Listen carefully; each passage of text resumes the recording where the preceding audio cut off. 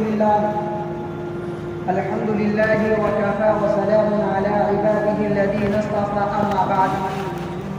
قال الله تبارك وتعالى في القرآن الكريم: أعوذ بالله من الشيطان الرجيم بسم الله الرحمن الرحيم. ما كان محمد أبا أحد من رجالكم ولكن رسول الله وخاتم النبيين وكان الله بكل شيء عليما. وقال النبي صلى الله عليه وسلم: إن مثلي ومثل الأنبياء من قبلي كمثل رجل بنى بيتا فأحسنه وأجمله إلا موضع لبنة من زاوية وجعل الناس يطوفون ويطوفون به ويعجبون له ويقولون: هل غزيت هذه اللبنة فأنا اللبنة وأنا خاتم النبيين أو كما قال عليه الصلاة والسلام. معزز سامعین کرام، میرے دینی بھائیوں، بزرگوں اور دوستوں، اللہ تبارک و تعالیٰ نے اس کائنات میں انسانوں کو اپنی عبادت کے لیے پیدا فرمایا. وَمَا خَلَقْتُ الْجِنَّ وَالْإِنسَ إِلَّا لِيَعْبُدُونِ. انسان کے اس دنیا میں آنے کا مقصد، انسان کے تخلیق کا مقصد صرف اور صرف اللہ کی عبادت ہے. اللہ تبارک و تعالیٰ اپنی عبادت کو بتانے کے لیے، اپنی عبادت کو سمجھانے کے لیے اللہ تبارک و تعالیٰ اپنے اور بندوں کے درمیان میں ایک واسطہ قائم کیا، جس واسطہ کو نبوت اور رسالت کہا جاتا ہے. اللہ تبارک و تعالیٰ اپنی عبادت کا طریقہ اپنے پیغمبر کو بتائیں گے اور پیغمبر وہ طریقہ اپنی امت کو بتائیں گے. لہذا اللہ تبارک و تعالیٰ نے نماز کا حکم دیا. اللہ تبارک و تعالیٰ نماز کے ادائیگی کا طریقہ اپنے پیغمبر کو بتائیں گے اور پیغمبر وہ طریقہ اپنی امت کو بتائیں گے. اللہ تبارک و تعالیٰ نے زکوٰۃ کا حکم دیا. ادائیگی کا طریقہ کیا ہے؟ اللہ اپنے پیغمبر کو بتائیں گے اور پیغمبر اپنی امت کو بتائیں گے. اللہ نے روزے کا حکم دیا. ادائیگی کا طریقہ کیا ہے؟ اللہ تبارک و تعالیٰ اپنے نبی کو بتائیں گے اور وہ نبی اپنی امت کو بتائیں گے. گویا اللہ کے احکام پر عمل کرنے کے لیے اللہ اور بندے کے درمیان میں جو واسطہ ہے، اس واسطہ کو رسالت اور نبوت کہا جاتا ہے. اللہ تبارک و تعالیٰ نے اس کائنات میں سب سے پہلے حضرت آدم علیہ السلام کو مبعوث فرمایا اور سب سے آخر میں ہمارے اور آپ کے آقا جناب محمد رسول اللہ صلی اللہ علیہ وسلم کو مبعوث فرمایا. اللہ تبارک و تعالیٰ نے جو فضیلت، جو خوبیاں ہمارے اور آپ کے آقا جناب محمد رسول اللہ صلی اللہ علیہ وسلم کو عطا فرمائی، آپ سے پہلے انبیاء جو گزرے ان کو عطا نہیں ہوئی. ان میں سے سب سے پہلے اللہ تبارک و تعالیٰ نے جناب محمد رسول اللہ صلی اللہ علیہ وسلم کو آخری نبی بنا کر کے بھیجا. مسلم شریف کی روایت ہے، اللہ کے رسول صلی اللہ علیہ وسلم فرماتے ہیں: فضلت علی الانبیاء بست، کہ اللہ تبارک و تعالیٰ نے مجھ محمد کو 6 چیزیں ایسی عطا فرمائی ہے جو مجھ سے پہلے گزرے انبیاء کو اللہ نے نہیں عطا فرمائی. ان میں سے سب سے پہلے ختم النبیون، کہ اللہ تبارک و تعالیٰ نے مجھ محمد کو آخری نبی بنا کر کے بھیجا ہے، خاتم النبیین بنا کر کے بھیجا ہے، ختم نبوت کا تاج میرے سر پر سجا کر کے بھیجا. ختم نبوت کا مطلب کیا ہے؟ عقیدہ ختم نبوت کا مفہوم کیا ہے؟ سادہ سے لفظ میں عرض کرنا چاہتا ہوں کہ اللہ تبارک و تعالیٰ نے جو تعداد مقرر کی تھی، جو گنتی مقرر کی تھی کہ انبیاء اتنی دنیا میں آئیں گے، لہذا جناب محمد رسول اللہ صلی اللہ علیہ وسلم کے آنے کے بعد وہ تعداد مکمل ہو گئی. اب اس کے بعد کوئی نبی نہیں آ سکتا، اس کے بعد کوئی نیا نبی نہیں آ سکتا اس دنیا کے اندر. آخری نبی جناب محمد رسول اللہ صلی اللہ علیہ وسلم. اللہ کے رسول صلی اللہ علیہ وسلم فرماتے ہیں کہ مجھے اور مجھ سے پہلے گزرے انبیاء کے بارے میں سمجھنی ہو تو اللہ کے رسول صلی اللہ علیہ وسلم فرماتے ہیں، بخاری شریف کی روایت ہے: ان مثلی ومثل الانبیاء من قبلی، کہ مجھے اور مجھ سے پہلے گزرے انبیاء کے بارے میں اگر سمجھنی ہو تو اس کو یوں سمجھ سکتے ہیں: کمثل رجل بنى بیتا فاحسنه واجمله الا موضع لبنة من زاویہ، کہ ایک انسان ایک خوبصورت سا محل تیار کرتا ہے، ایک انسان خوبصورت سا کمرہ بناتا ہے، خوبصورت سا بنگلہ بناتا ہے. وہ انسان ایک ایک اینٹ کو جوڑ کر کے خوبصورت بناتا ہے. جب وہ مکمل کر لیتا ہے تو پھر اپنے خاندان والوں کو، اپنے رشتہ داروں کو، اپنے دوستوں کو بلاتا ہے اس بلڈنگ کو دکھانے کے لیے. جب وہ لوگ آتے ہیں اس خوبصورتی کو دیکھ کر کے ان کو داد دیتے ہیں، لیکن ان میں سے کچھ لوگ یہ کہہ بیٹھتے ہیں کہ دوست تم نے یہ جگہ کیوں چھوڑی، ایک ایک کی جگہ خالی کیوں ہے؟ اگر یہ بھی اٹھا کر کے اس پر सेट कर दिया जाए तो मुकम्मल इसकी खूबसूरती मुकम्मल हो जाएगी। लिहाजा वो शख्स ईंट उठाता है और वो ईंट को उस दीवार में सेट कर देता है, अब उस बंगले की उस इमारत की खूबसूरती मुकम्मल हो गई। लिहाजा इस ईंट के बाद दूसरे ईंट की गुंजाइश नहीं, दूसरे ईंट को हम सेट नहीं कर सकते। उसी तरह अल्लाह के रसूल सल्लल्लाहु अलैहि वसल्लम ने फरमाया कि मैं वही ईंट हूँ, मैं खातिमुन नबिय्यीन हूँ। लिहाजा अल्लाह तबारक व तआला ने कसरे नबूवत बनवाया, नबूवत का महल तामीर की, हजरत आदम को भेजा, हजरत नूह को भेजा, हजरत मूसा को भेजा, हजरत इब्राहिम को, हजरत ईसा को। आपसे पहले बहुत से अंबिया किराम इस दुनिया में आए। अल्लाह ने नबूवत का महल तैयार की, लेकिन एक जगह छोड़ दी और उस जगह पर अल्लाह ने मुझे मबूस फरमाया और मुझे खातिमुन नबिय्यीन बना करके भेजा। अल्लाह ने जो फजीलत मुझे अता की है वो मुझसे पहले अंबिया को अता नहीं की। उनमें सबसे ये है कि अल्लाह ने मुझे खत्म नबूवत का ताज सजा करके आखिरी नबी बना करके मबूस फरमाया। आज अगर कोई इंसान इस नियत से अगर कोई नबूवत का दावा कर रहा है, कोई अपने आप को नबी कह रहा है, जो आज कादियानी कहता है और आखिरी नबी का इनकार करता है वो कादियानी, और आज कमजोर ईमान वाले जिसका ईमान कमजोर है, जिसके पास पैसे नहीं है, पैसे की बिना पर, पैसा ना होने की वजह से वो आज अपने ईमान से हाथ धो बैठते हैं और पैसे के लालच में आकर के आज ये कह बैठते हैं कि मोहम्मद रसूलुल्लाह सल्लल्लाहु अलैहि वसल्लम खातिमुन नबिय्यीन नहीं। इसलिए मेरे भाइयों, सबसे कीमती चीज जो है वो ईमान है। आज ईमान के डाका डालने वाले पूरी दुनिया में फैले हुए मुसलमानों को तबाह और बर्बाद करना चाह रहे हैं, आज हमारे अकीदा को खराब करना चाह रहे हैं और अपने आप को ये दावा करते हैं कि मैं नबी हूं, जबकि अल्लाह ने फरमा दिया कि मोहम्मद के बाद कोई नया नबी आ ही नहीं सकता है, तो ये कहां से आ गया। इसलिए तमाम मुसलमानों को मैं ये पैगाम देता हूं कि ऐसे बहरूपी अगर आपके पास आ रहे हैं, पैसे की लालच दे रहे हैं, अपने ईमान को कीमती समझिए, पैसे चंद दिन की है वो खत्म हो जाए, लेकिन अगर ईमान खत्म हो गया तो समझ लीजिए आप तबाह बर्बाद हो गए। उसको समझने के लिए अल्लाह ने जनाब मोहम्मद रसूलुल्लाह सल्लल्लाहु अलैहि वसल्लम को आखिरी नबी बना करके भेजा। आपका नबूवत को मुकम्मल, यहाँ तक के तमाम चीजों को मुकम्मल फरमा। आपके बाद कोई नया नबी नहीं आ सकता, आपके बाद ये याद रखिए कोई नया नबी नहीं आ सकता है, एक नबी आने वाले हज़रत ईसा अलैहिस्सलाम। इसलिए मैं कह रहा हूं कि आपके बाद कोई नया नबी नहीं आ सकता। अल्लाह ने नबूवत को मुकम्मल फरमा दिया। आपके खत्म नबूवत की दलील क्या है? किस दलील की बिना पर हम ये कह सकते हैं कि अल्लाह के रसूल आखिरी नबी है, उनके बाद कोई नबी नहीं आ सकते?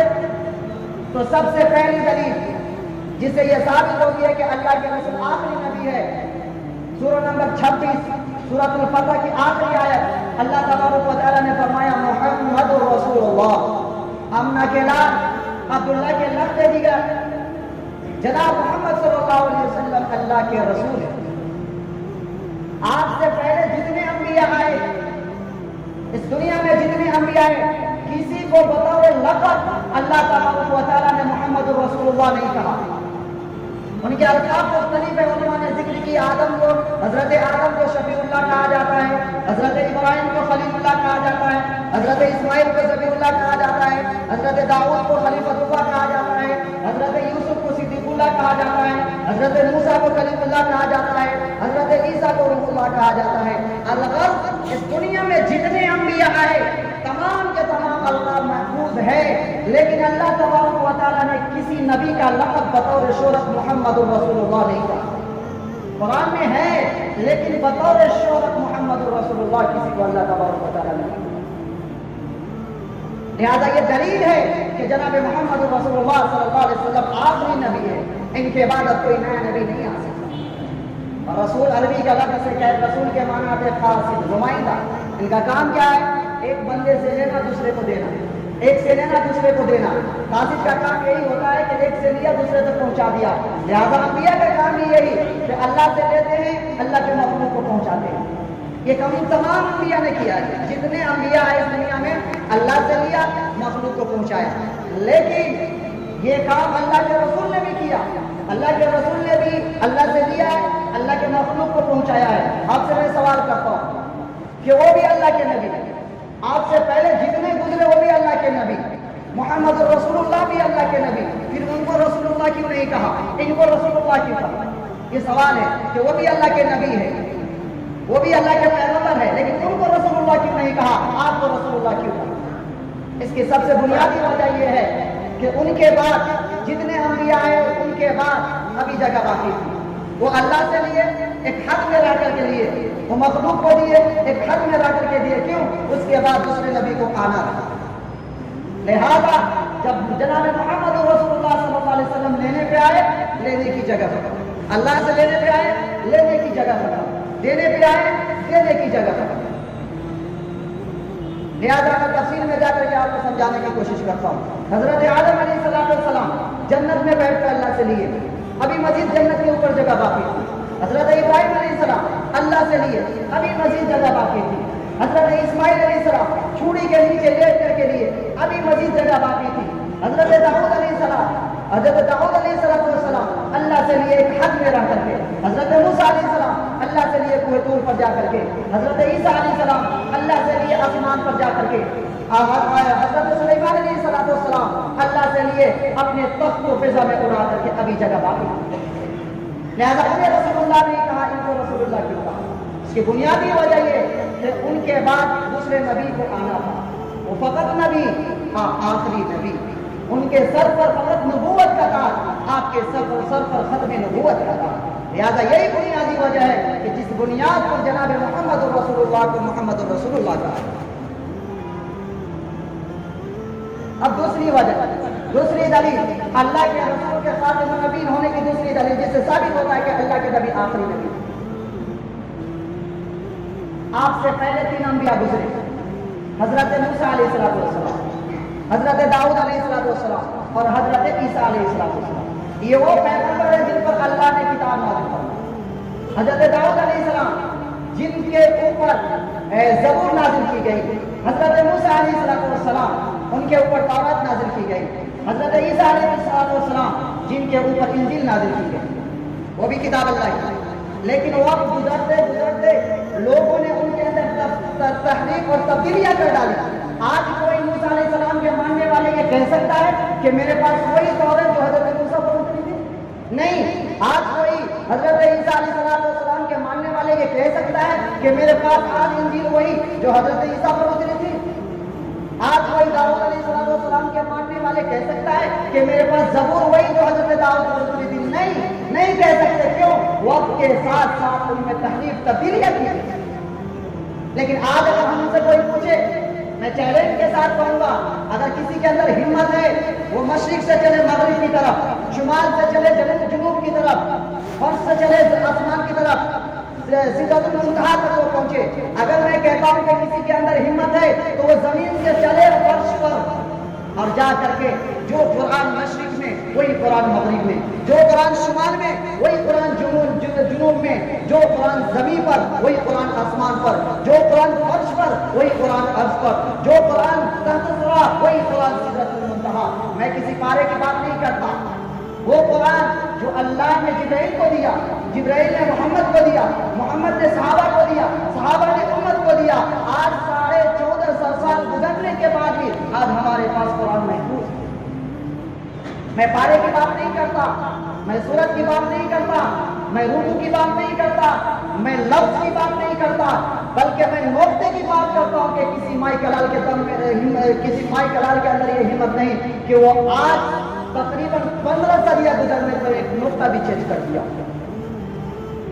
پھر میں آپ سے سوال کرتا ہوں، یہ توریت، زبور، انجیل، یہ کتاب کس کی؟ یہ کتاب کس کی؟ اللہ کی۔ آپ جواب دیں گے اللہ کی۔ اس کو نازل کس نے کیا؟ اللہ کی۔ جواب دیں گے اللہ کی۔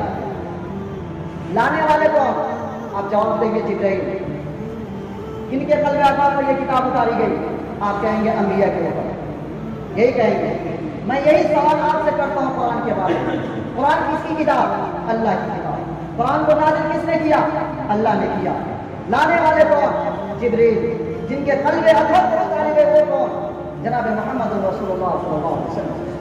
تو پھر میں آپ سے سوال کرتا ہوں کہ وہ بھی اللہ کی کتاب، یہ بھی اللہ کی کتاب، وہ بھی نازل کرنے والے اللہ، یہ بھی نازل کرنے والے اللہ، ان کو بھی لانے والے جبرائیل، ان کو بھی لانے والے جبرائیل، جن کے قلب اطہر پر اتارے گئے وہ بھی نبی، یہ بھی نبی۔ تو پھر میں سکتا ہوں کہ قرآن محفوظ کیوں ہے، وہ توریت زبور انجیل محفوظ کیوں نہیں؟ آپ سے میں سوال کر سکتا ہوں کہ آج قرآن محفوظ کیوں ہے؟ کہ جو اللہ قرآن کی حفاظت کروا سکتا ہے وہ اللہ توریت زبور انجیل کی بھی حفاظت کروا سکتا ہے، پھر قرآن محفوظ کیوں ہے؟ وہ کتاب محفوظ کیوں نہیں؟ حالانکہ وہ بھی اللہ کی کتاب، یہ بھی اللہ کی کتاب، پھر وہ محفوظ کیوں نہیں، یہ محفوظ کیوں؟ اس کی سب سے بنیادی وجہ کہ وہ کتاب جن کو دی گئی وہ فقط نبی، یہ کتاب جن کو دی گئی وہ آخری نبی، وہ کتاب دی گئی ان کے سر پر فقط نبوت کا تاج، یہ کتاب جن کو دی گئی ان کے سر پر ختم نبوت کا تاج۔ لہذا آج ہمارے پاس قرآن کا محفوظ ہونا، قرآن کی آیت سورت پارہ رکوع کا محفوظ ہونا، اس بات کی دلیل کہ جناب محمد رسول اللہ صلی اللہ علیہ وسلم آخری نبی ہے۔ ہمارے پاس قرآن کا محفوظ ہونا یہ دلیل کہ حضور صلی اللہ علیہ وسلم اللہ کے آخری نبی ہے، آپ کے بعد اب کوئی نیا نبی آ ہی نہیں سکتا۔ حضور کے آخری نبی ہونے کی تیسری دلیل جس سے یہ ثابت ہوتا ہے کہ اللہ کے نبی آخری نبی، آپ سے پہلے جتنے انبیاء گزرے ان کی امتوں کے پاس ان انبیاء کی زندگی محفوظ نہیں، ان انبیاء کی عبادت کرنے کا طریقہ ان کی امتوں کے پاس محفوظ نہیں تھی۔ آج ہمارے پاس اگر کوئی مجھ سے پوچھے تو میں یہ کہہ سکتا ہوں کہ حضور اپنی ماں کے پیٹ میں، حضور پیدا ہوئے، ولادت کے واقعات، حضور کی بچپن، آپ کی جوانی، آپ کا لڑکپن، آپ کی تجارت، آپ کی شادی، آپ کی گھریلو زندگی، آپ کی باہر کی زندگی، آپ کے اپنوں کے ساتھ ہمدردی، آپ کے غیروں کے ساتھ ہمدردی، آپ کا آسمان پر جانا، آپ کا اللہ سے کتاب لینا، آپ جب دنیا میں آنا، بیمار پڑنا، اور پھر آپ کو اس دنیا سے رحلت فرمانا، اور اس کے بعد آپ کو قبر کے اندر دفن کرنا، اور حج کل قیامت کے دن حج کوثر پر آنا، اپنی امت کے لیے سفارش کرنا، حساب و کتاب میں آسانی کے لیے سفارش کرنا، یہ ہمارے پاس موجود ہے۔ اب پھر میں آپ سے سوال کرتا ہوں کہ وہ جماعت کن کی؟ وہ بھی انبیاء کی جماعت جن کی امتوں کے پاس ان انبیاء کی زندگی محفوظ نہیں، ان کی عبادت کا طریقہ محفوظ نہیں۔ وہ کون؟ جواب دیں گے اللہ کے نبی۔ وہ کیسے؟ ان کو نبی کس نے بنایا؟ آپ کہیں گے اللہ نے۔ ان کی زندگی کیسی؟ آپ کہیں گے معصومیت والی، معصیت سے خالی، اللہ تبارک و تعالیٰ نے انہیں گناہوں سے بچایا۔ میں آپ سے پھر سوال کرتا ہوں، حضور کون؟ اللہ کے نبی۔ حضور کو نبی کس نے بنایا؟ اللہ نے بنایا۔ حضور کی زندگی کیسی؟ معصومیت والی، معصیت سے خالی، اللہ تبارک و تعالیٰ نے گناہوں سے بچایا۔ اور میں سوال کرتا ہوں کہ وہ بھی اللہ کے نبی، یہ بھی اللہ کے نبی، ان کو بھی اللہ نے گناہوں سے بچایا، ان کو بھی اللہ نے گناہوں سے بچایا، تو پھر ان کی زندگی محفوظ کیوں نہیں؟ ان کی زندگی محفوظ کیوں؟ ان کی زندگی محفوظ کیوں نہیں؟ ان کی زندگی محفوظ کیوں؟ جواب کیا دیں گے؟ جواب یہی کہ وہ فقط نبی، آپ آخری نبی، ان کے سر پر فقط نبوت کا تاج، آپ کے سر پر ختم نبوت کا تاج، ان کے بعد کوئی اور نبی آنے والے، آپ کے بعد قیامت، آپ کے بعد آخرت، ان کے بعد دوسری کتاب نازل ہونے والی، آپ کے بعد قیامت، آپ کے بعد آخرت۔ یہی سب سے دلیل ہے، سب سے بڑی دلیل ہے کہ اللہ کے رسول آخری نبی۔ اللہ کے رسول صلی اللہ علیہ وسلم فرماتے ہیں کہ اگر آج موسیٰ علیہ السلام بھی زندہ ہوتے، لوکان موسیٰ حیّا، کہ اگر آج موسیٰ علیہ السلام بھی زندہ ہوتے تو وہ بھی مجھ محمد کی بات کرتے، وہ بھی مجھ محمد کی بات کرتے۔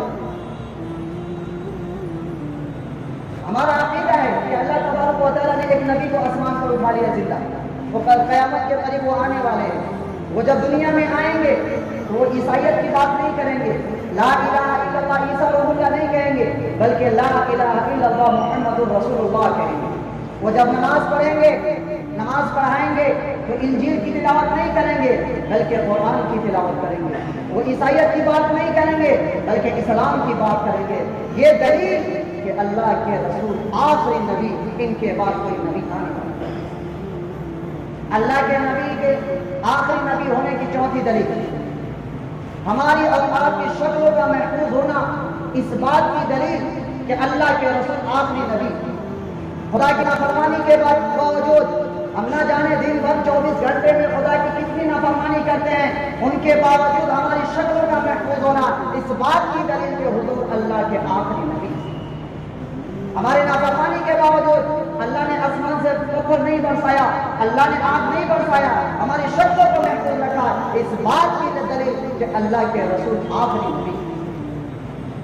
اللہ تبارک و تعالیٰ اہل مکہ کی دعا کو ذکر فرماتے ہیں اور اپنے کرم کے ذکر فرماتے ہیں کہ اہل مکہ نے گھر سے نکلا اور خانہ کعبہ کا غلاف پکڑ کے دعا کرنے لگا، اللہم ان کان ھذا هو الحق من عندک فامطر علینا حجارۃ من السماء او ائتنا بعذاب علیم، کہ اے مولا اگر تیرا نبی برحق ہے، تیرے نبی کا دین حق ہے، مولا میرے اوپر آسمان سے پتھر برسا، آسمان سے آگ برسا، مولا مجھے تباہ و برباد کر۔ لیکن اللہ نے تباہ و برباد نہیں کیا، مکہ والوں کو اللہ نے تباہ و برباد نہیں کیا۔ آج کہہ سکتا ہے کوئی کہ اگر وہ غلط تھا، اگر وہ سچ نہیں تھا تو اللہ نے ان کے اوپر آگ کیوں نہیں برسایا، اللہ نے ان کے اوپر پتھر کیوں نہیں برسایا؟ اللہ تبارک و تعالیٰ جواب دیتے ہیں وَمَا كَانَ اللَّهُ لِيُعَذِّبَهُمْ وَأَنْتَ فِيهِمْ۔ اب یہاں پہ میں مفتی شفیع صاحب کی تفسیر معرف القرآن کے سہارا لینا چاہتا ہوں۔ مفتی شفیع صاحب فرماتے ہیں کہ اللہ کا قانون ہے کہ اگر کسی نبی کی امت بات نہیں مانتی ہے اور اللہ تبارک و تعالیٰ عذاب دینے کا فیصلہ کر لیتا ہے تو جب تک نبی اپنے نبوت کے حد میں رہیں گے، جب تک نبی اپنی نبوت کے ایریا میں رہیں گے، اللہ تبارک و تعالیٰ اس وقت تک کے قوم پر عذاب نہیں دیں گے۔ مثال کے طور پر ایک نبی اس مسجد کا نبی ہے، نبی یہاں سے چلا وہ کونے میں گیا، اب بھی اللہ نے قوم پر عذاب نہیں دیا، کیوں؟ کیونکہ ابھی اپنی نبوت کے حد میں ہے۔ وہ نبی اس کونے سے اس کونے میں گیا، اب بھی عذاب نہیں آیا، کیوں؟ نبی اپنی نبوت کے ایریا میں ہے۔ جو ہی نبی دروازے سے باہر نکلے گا اللہ تبارک و تعالیٰ اس قوم کو تباہ و برباد کر دے گا۔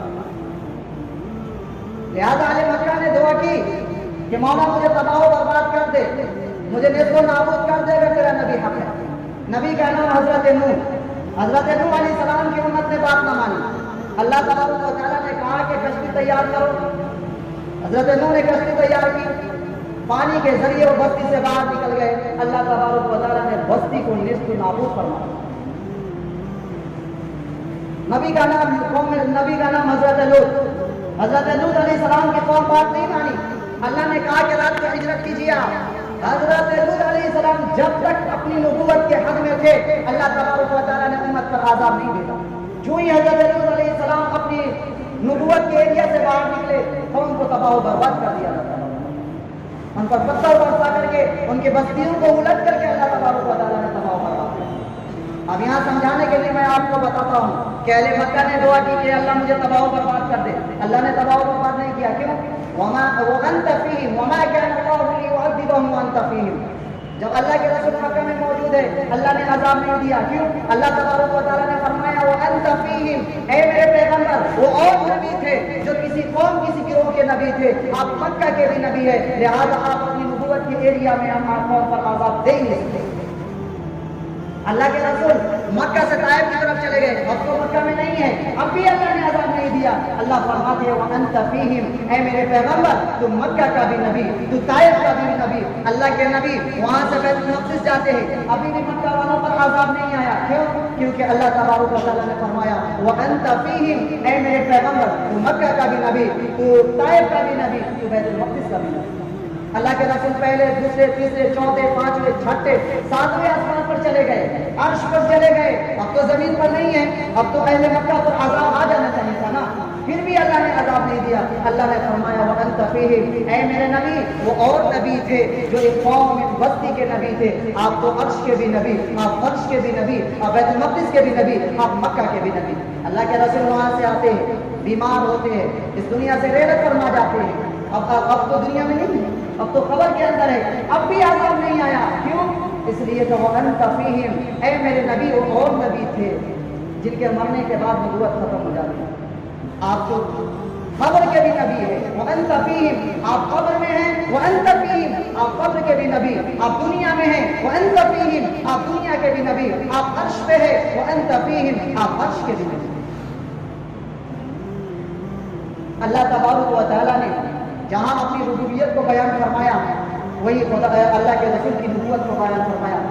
اللہ تعالیٰ نے فرمایا الحمدللہ رب العالمین، اپنی ربوبیت کے لیے وَمَا أَرْسَلْنَاكَ إِلَّا رَحْمَةً لِلْعَالَمِينَ، نبی کی نبوت کے لیے اللہ تعالیٰ نے فرمایا قُلْ أَعُوذُ بِرَبِّ النَّاسِ، اپنی ربوبیت کے لیے. وہیں پہ فرمایا وَمَا أَرْسَلْنَاكَ إِلَّا كَافَّةً لِلنَّاسِ، نبی کی نبوت کے لیے. آج ہمارے پاس کلمہ کا محفوظ ہونا اس بات کی دلیل کہ محمد آخری نبی. آج ہمارے پاس قرآن کے ایک ایک لفظ ایک ایک نقطے کا محفوظ ہونا اس بات کی دلیل کہ حضور اللہ کے آخری نبی. آج ہماری شکلوں کا محفوظ ہونا خدا کے نافرمانی کے باوجود بھی یہ دلیل کہ حضور اللہ کے آخری نبی. اس قوم پر پوری قوم پر اللہ کبھی عذاب نہیں دے. کیوں؟ وَأَنْتَ فِيهِمْ، آپ اس دنیا سے جا چکے ہیں پھر بھی دنیا کے نبی، قبر کے نبی، ہر جگہ کے نبی ہے. یہ پوری دنیا جس طرح اللہ کی ربوبیت سے خالی نہیں ہے پوری دنیا، اسی طرح محمد کی نبوت سے کوئی جگہ خالی نہیں. لہذا اب محمد کے بعد اس کام کو کون کرے گا؟ حدیث میں دیکھا جائے تو خلفائے راشدین، اس کے بعد صحابہ، اس کے بعد مقام مجتہدین، اس کے بعد علماء کرام. جب قیامت تک کے حضور کی نبوت رہے گی وہاں تک کے علماء کرام اس دین کی حفاظت کریں. لہذا اللہ کے رسول کو آخری نبی ماننا، علماء راشدین کو بھی ماننا، صحابہ کرام کو بھی ماننا. آج آپ کو ایک پیغام دینا چاہتا ہوں کہ جشن آمد رسول یہ سب کو معلوم ہے. جشن آمد رسول سب کو معلوم ہے اور سب مناتے بھی ہیں، لیکن مشن آمد رسول کس کو معلوم ہے؟ جشن آمد رسول تو سب منا رہے ہیں، لیکن مشن آمد رسول، اس رسول کے آنے کا مشن کیا ہے؟ اس دنیا میں رسول کے آنے کا مشن کیا ہے؟ جو رسول چپل پہننے کا طریقہ بتائے، سونے کا طریقہ بتائے، بیت الخانہ میں آنے جانے کا طریقہ بتائے، جو رسول جاننے کے بعد کیا کرے وہ بھی بتائے، وہ رسول اپنی پیدائش کا طریقہ نہیں بتایا کہ کیسے خوشی منائے. وہ رسول نہیں بتایا کہ اپنی پیدائش کا طریقہ، نعوذ باللہ وہ بھول گئے تھے. آج نبی کے نام پر آسی اسلام کو بدنام کرنے کے لیے ڈی جے بجاتے ہیں، نبی کے نام پر ڈانس کرتے ہیں. یہ اسلام کا طریقہ ہے؟ یہ مسلمانوں کا طریقہ ہے؟ کہتے ہیں کہ ہم جشن آمد رسول منا رہے ہیں اور ڈی جے پہ ناچ رہے ہیں مسلمان ہو کر کے، مسلمان کو بدنام کر رہے، غیروں کا طریقہ اپنا لیا اور کہتے ہیں کہ ہم نبی سے محبت کرنے والے. جبکہ مشن یہ تھا کہ وَلَقَدْ بَعَثْنَا فِي كُلِّ أُمَّةٍ رَسُولًا أَنِ اعْبُدُوا اللَّهَ وَاجْتَنِبُوا الطَّاغُوتَ. یہ مشن کو بھول گئے. آمد رسول یاد ہے. اس لیے میرے بھائیوں، مشن کو پہچانے. مشن کیا ہے؟ نبی کے آنے کا اس